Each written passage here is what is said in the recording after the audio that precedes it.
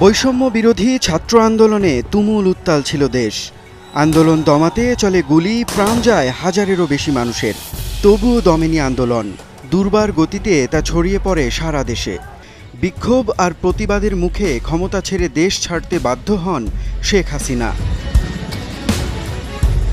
সম্প্রতি সামাজিক যোগাযোগ মাধ্যমে একটি ভিডিও ভাইরাল হয়েছে, যেখানে দেখা যায় ভ্যানে নিথর দেহের স্তূপ, আবার সেই ভ্যানে নির্মমভাবে তোলা হচ্ছে আরেকটি মরদেহ।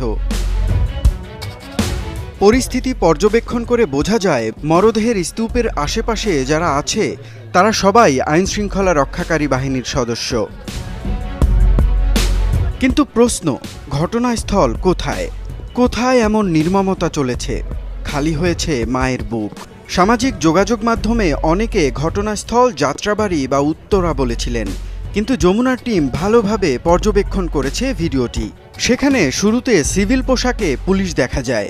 একটু পরেই যে পোশাক দেখা যায় তাতে নিশ্চিত এটা কোনো মেট্রোপলিটন এলাকা নয়, পোশাক জেলা পুলিশের। তাতে মোটামুটি স্পষ্ট যে ঘটনাস্থল ঢাকা, চট্টগ্রামের মতো কোনো শহর নয়। তাহলে প্রশ্ন, এই ভিডিও কোথাকার? ফুটেজ দেখে লোকেশন বোঝা খুব মুশকিল, তবে ক্লু আছে। ফুটেজে দেখা যায় কয়েকজন পুলিশ হেঁটে যাচ্ছে।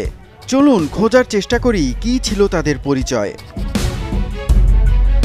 বিভিন্ন সূত্রে নিশ্চিত হওয়া গেছে ছবিতে দেখতে পাওয়া প্রথমজন সাভার ডিবির পরিদর্শক আরাফাত। দ্বিতীয় জনের পরিচয় নিশ্চিত হওয়া যায়নি, অর্থাৎ ফুটেজের ঘটনাস্থল সাভার, আশুলিয়া বা তার আশেপাশে।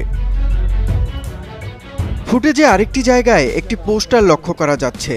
কয়েকজন স্বনামধন্য ফ্যাক্ট চেকার সেই পোস্টারের স্পষ্ট ছবিও হাজির করেছেন।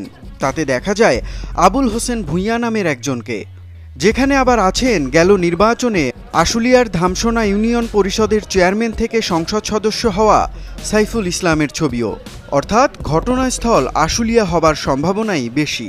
ফ্যাক্ট চেকাররা এও জানিয়েছেন ঘটনার দিন 5 আগস্ট, যেদিন শেখ হাসিনা পদত্যাগ করে বোন শেখ রেহানাকে নিয়ে চুপি সারে চলে যান প্রতিবেশী দেশ ভারতে।